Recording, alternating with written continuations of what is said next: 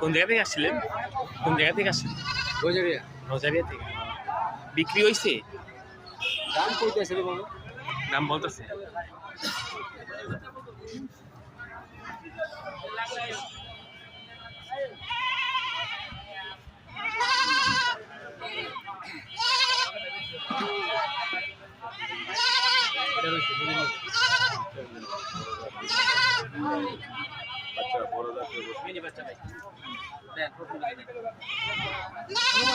দাম বলছো?